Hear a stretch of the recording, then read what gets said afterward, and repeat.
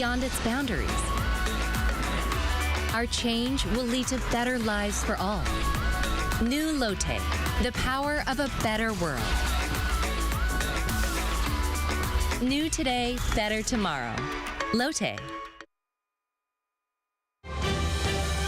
Coming up on Arirang News, South Korea dispatches military aircraft and troops to Sudan to evacuate its nationals trapped in that country.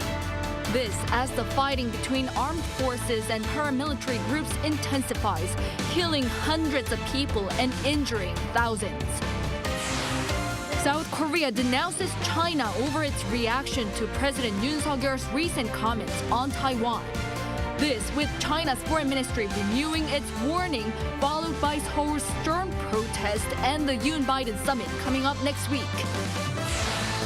In what could be a warning sign for the country's exports, South Korea sees exports fall more than 10% on year in the first 20 days of this month. Against this backdrop, the government plans to strengthen its one-stop export support team.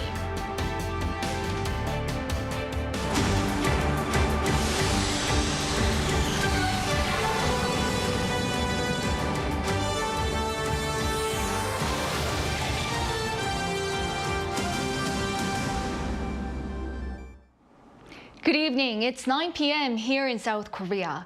Thank you for joining us on Arirang News. Sudan is where we begin tonight. The clashes between Sudan's rival military factions have left at least 330 people dead and more than 3,000 injured. Many countries are speeding up evacuation efforts for their citizens. That includes South Korea dispatching military aircraft and troops to the African nation. Kim Mo-kyung leads our coverage tonight. The South Korean government has dispatched a C-130J military transport aircraft and dozens of military personnel to help with the evacuation of Korean nationals in war-torn Sudan. It's been said that a total of 26 Koreans are in the African country, including one public official. Seoul's defense ministry said that the plane carrying 50 military personnel, including security and medical staff, departed on Friday afternoon. The ministry also said that the aircraft and troops will be on standby in a U.S. military base in neighboring Djibouti as the airport near the capital Khartoum is closed. Seoul's foreign ministry says it decided to raise the travel alert for Sudan to level 4, the highest in the government's 4-tier travel advisory system. Other countries have also begun their evacuation processes, with Japan announcing it would send its self-defense forces to retrieve 60 Japanese nationals. The U.S. Defense Department also said it was deploying what it called additional capabilities near to Sudan to secure the U.S. embassy in the country and assist with a potential evacuation. Sudan's army also said that 177 Egyptian soldiers who had been trapped in the country were safely evacuated on Thursday. Fighting between Sudan's regular army and paramilitary forces, called the Rapid Support Forces, erupted on April 15th during negotiations for a transition to a civilian democracy. The main question being, who would be subordinate to who under the new hierarchy? There had been hopes among the international community for a ceasefire marking the end of Ramadan on Friday, but despite a related announcement from the RSF, clashes continued Friday north of the capital, and there has been no confirmation of a ceasefire by its rival Sudan armed forces. As of Friday, the nearly week-long battle has resulted in the loss of at least 330 lives and caused thousands of people to be injured. Kim Mo-kyung, Arirang News. South Korea shared much dismay over Japanese Prime Minister Fumio Kishida's sending of a ritual offering to the controversial Yasukuni shrine in Tokyo.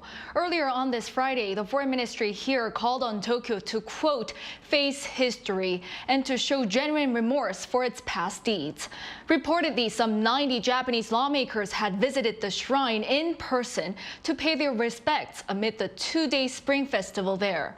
The sending of ritual offerings and in-person visits to the Yasukuni shrine by Japanese leaders have prompted much criticism from South Korea and China, as the shrine is regionally regarded as a symbol of Japan's past aggression. The site honors Japan's war dead, including 14 Class A war criminals. Tensions seem to unfold between South Korea and China over President Yoon's earlier comments on Taiwan ahead of the South Korea-U.S. summit next week. China's foreign minister has apparently renewed its warning while South Korea files a stern protest. Choi Min-jung reports. A diplomatic spat is deepening between South Korea and China over President Yoon's recent remarks on Taiwan. Speaking at a forum on Friday, China's Foreign Minister Qin Gang maintained Beijing's strong stance on the One China principle. Whoever takes action targeting China's sovereignty and security, we won't take a step back. Those who play with fire on the Taiwan issue will eventually get themselves burned. The minister stressed that both sides of the Taiwan Strait belong to one China. He also pointed out that China is absurdly being accused of challenging the rules-based international order. Qin, in fact, said a small number of countries are attempting to take advantage of Taiwan, undermining the peace and stability of the Taiwan Strait. Qin's remarks were not directed at President Yoon, but the speech came just a day after Seoul's foreign ministry summoned the Chinese ambassador to strongly protest Beijing's criticisms of Yoon's remarks on Taiwan. China's foreign ministry on Friday also protested against the summoning and said it proposed stern talks to Seoul regarding South Korea's, quote, incorrect remarks on the Taiwan issue. The Chinese ambassador was summoned on Thursday as Seoul's foreign ministry said China was guilty of denouncing Yoon and making a serious diplomatic discourtesy that calls into question China's national dignity. In an interview with Reuters on Wednesday, President Yoon said tensions in Taiwan occurred due to forceful attempts to change the status quo and voiced opposition to such change. He also stressed that the issue is beyond that of China and Taiwan, as it is a global matter. Choi Min-jung, Arirang News. The group of 7 countries are reviewing an outright ban on most exports to Russia. This is according to Kyodo news agency on Friday, citing Japanese government sources, as Japan is the chair country of the G7 this year. Kyodo reported that it would be a near-total ban on exports to Russia, except for medicine and grain, should the measure be imposed. The report said these restrictions would be stricter than the current measures. But it added that even if the G7 countries agree, new sanctions would be needed that could also be applied by the European Union, as well as France, Germany, and Italy are part of both groups. It also said there could be possible retaliation from Russia and trading companies.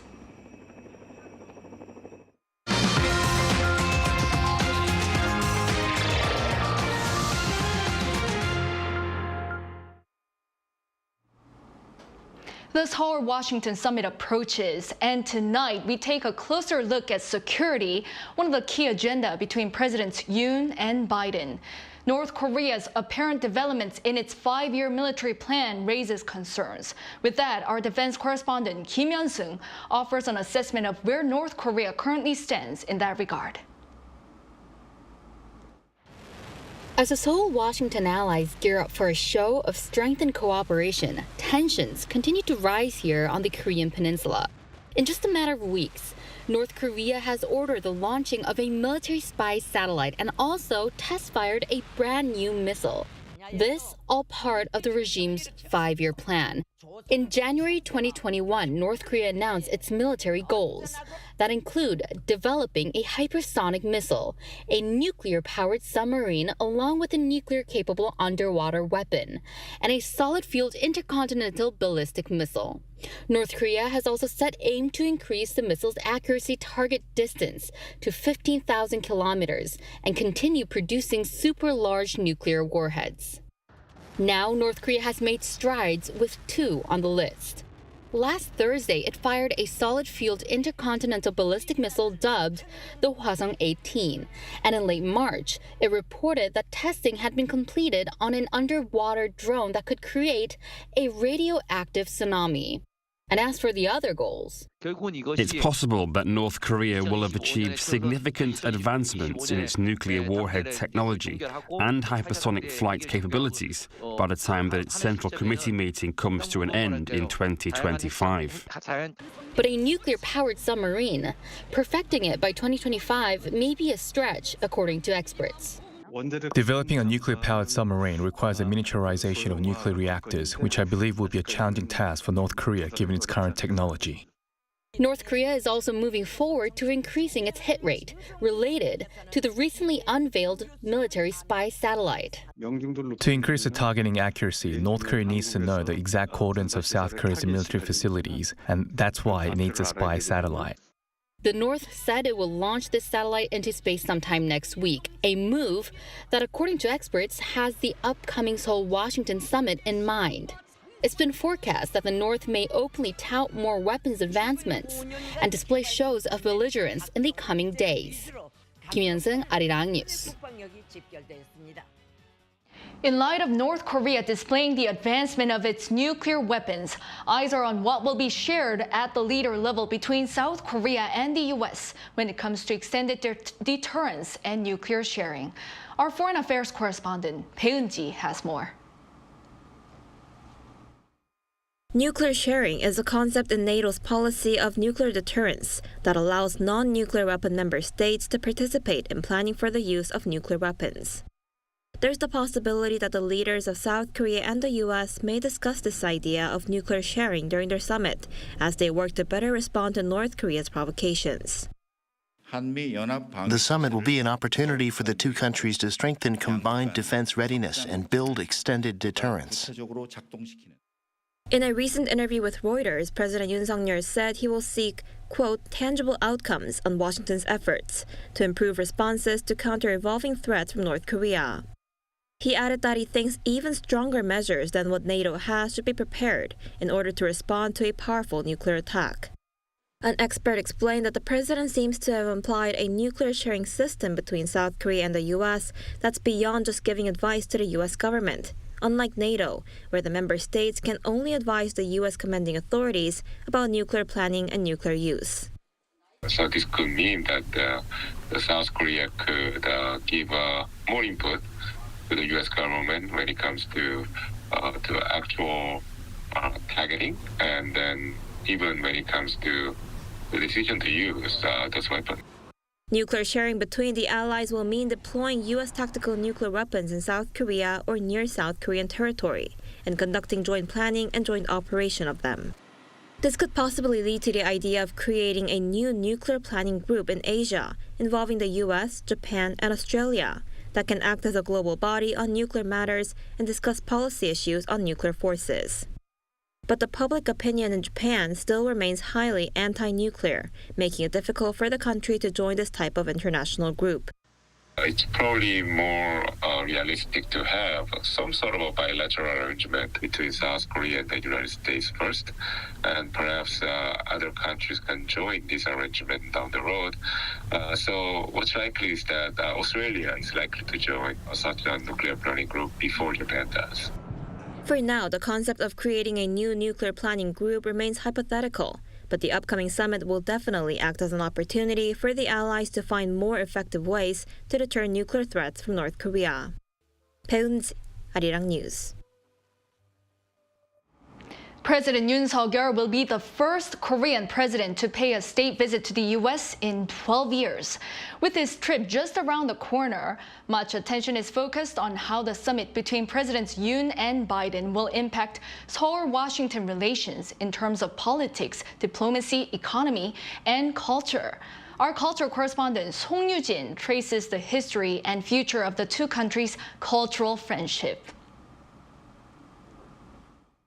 From K-pop to Hollywood blockbusters, it's not an exaggeration to say that South Korea and the United States have never been connected more culturally.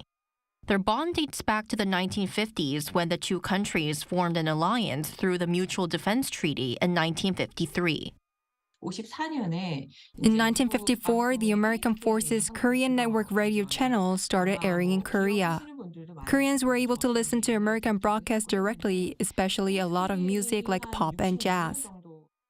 Then in 1979, the Korean Cultural Center, a government institution promoting Korean culture overseas, opened its first U.S. branch in New York. When it comes to culture exchanges, it's all about being able to give and take. Before, it was mostly one-sided, with Koreans soaking up American culture. But ever since these centers opened up in the States, things have started to balance out. The 1990s was another big era for cultural connection following Korea's democratization and the exporting of movies and music. However, experts say the past decade has seen an exponential strengthening of cultural ties thanks to the popularity of Korean entertainment like Psy's Gangnam Style, BTS, Blackpink, Parasite, and Squid Game. Korean culture is no longer something that's completely new to the audience. It's not necessary to really have to introduce Korean culture anymore, whether that's food, clothing, beauty products, even language. Americans' understanding of Korea and Koreans' understanding of is no longer superficial. It's more of a real understanding of where people come from, the values that we share in terms of our government and society. And the two countries are expected to build stronger cultural relationships this year. There's the Yoon Biden Summit. Seoul's Culture Ministry has declared 2023 as the first year of the South Korea-U.S. cultural partnership, launching exchange programs, lectures, and concerts. This will ultimately foster even more positive relations between the two. Cultural ties are really synonymous with people-to-people ties. You can enjoy somebody's culture from another country, but having that kind of alliance relationship where your people get to know each other, your people have shared values, that's a different kind of dynamic, and it leads to a different level of partnership and understanding. 송유진, 아리랑 뉴스.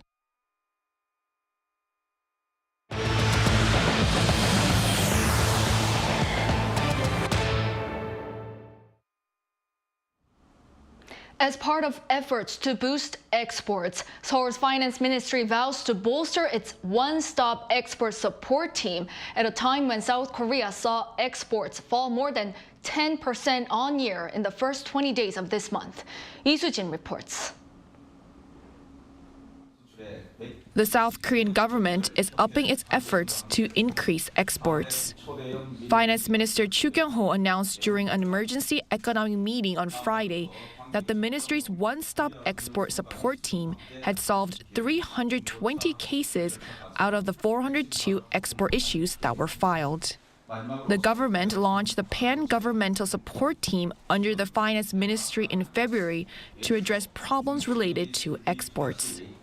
Issues related to logistics, customs, and marketing made up around 60% of the cases filed.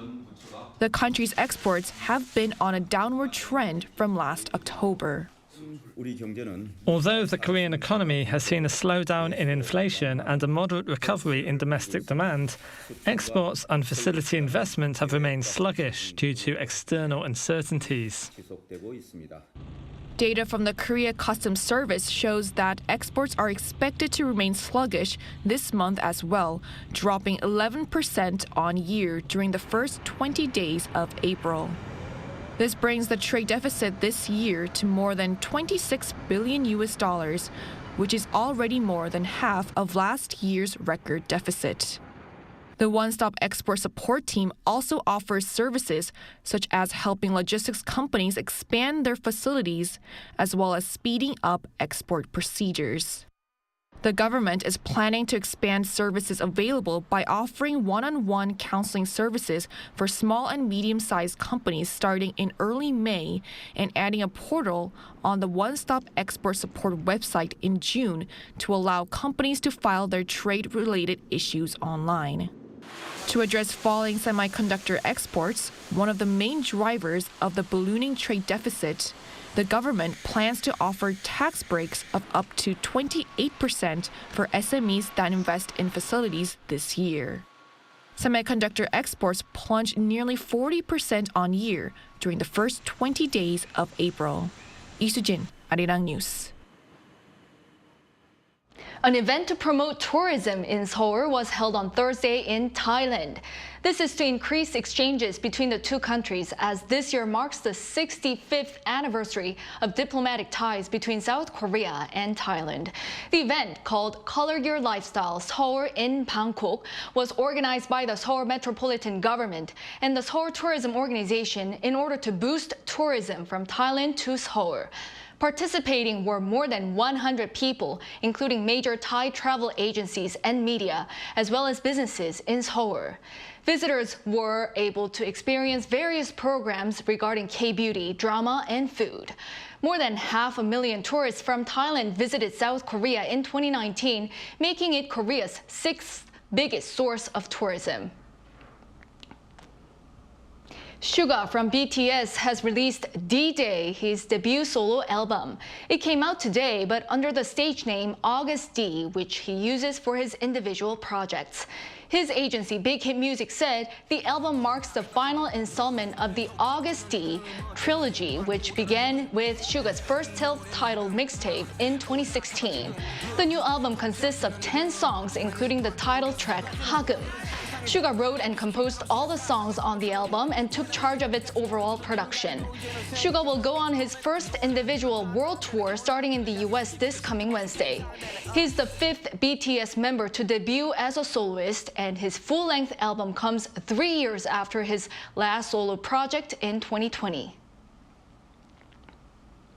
The Joseon Dynasty era Gyeongbokgung Palace in the South Korean capital is now offering a spring night tour.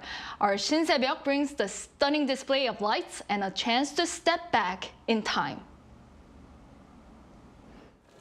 Stunning lights glimmering from the Joseon Dynasty Palace brighten Seoul's night sky. As the sun sets over the bustling city of Seoul, a magical world of long-gone Korean royalty comes to life. Gyeongbokgung Palace, once home to the Joseon Dynasty kings, opens its gate for spring night tour that promises to take visitors on a journey through time. Visitors, young and old, families and friends, Koreans and foreign visitors, step into a fairy tale world of royalty. For 2 hours and 30 minutes, those on a tour are greeted by a breathtaking display of lights. The areas lit up for viewing pleasure include the palace main gate Gwanghwamun, the residence of a Joseon Queen Kyotaejeon Hall, and Gangneungjeon Hall, the king's living quarters. Of those open, the throne hall of Geunjeongjeon showcases a majestic sight for visitors. It's a great opportunity to see a very important historical and cultural building, and at night it's a completely different experience. It's very impressive, and the lights on the buildings make them seem even more great. The large pond surrounding Gyeonghaedo Pavilion, where royal banquets were held, creates a unique night vibe. Beautiful trees covered with fresh green spring leaves reflected in the pond is truly a sight to behold. The soft glow of the lights creates a serene atmosphere for visitors. It's all grand and impressive during the day, but when at night, you just love the lights and the calm, peaceful vibe. It's the perfect spot for a stroll. I see many people wearing the traditional Korean hanbok. So for my next evening walk here, I definitely plan on wearing a hanbok and taking some pictures with friends. With the stunning night skies seen from some of the capital Seoul's iconic landmarks, for those looking to experience a different perspective on the palace, there is no better time than spring. The spring night tour at Gyeongbokgung Palace will run until the end of May. Shin Se-byuk, Arirang News.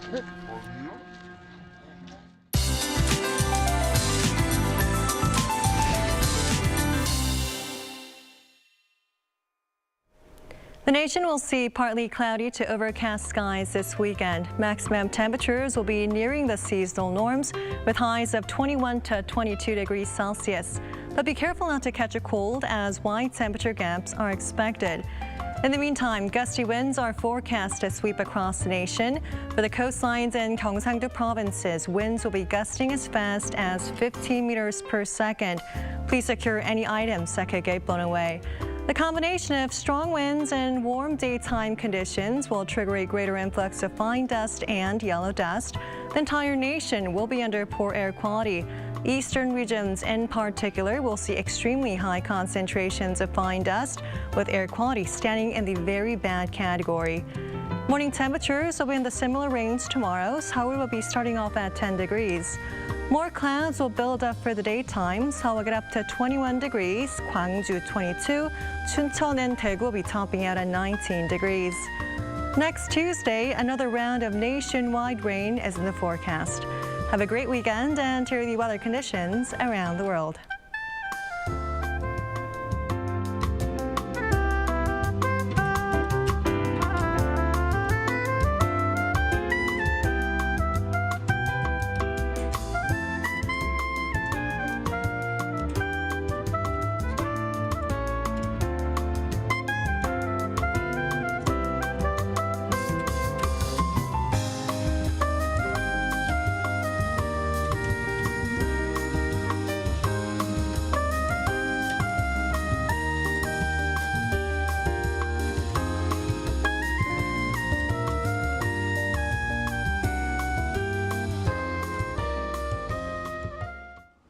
That is all for this Friday night's newscast. Thank you for watching. Hope you have a great weekend and a lovely night.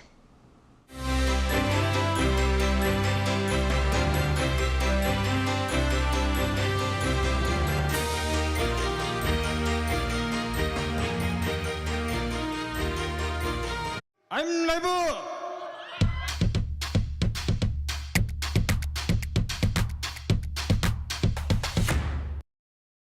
저를 도와주시는 분들이 저희와 함께 해주시는 세션분들 아무리 봐도 없지 펜션 같은데 아니라고 아무도 안 하는 거고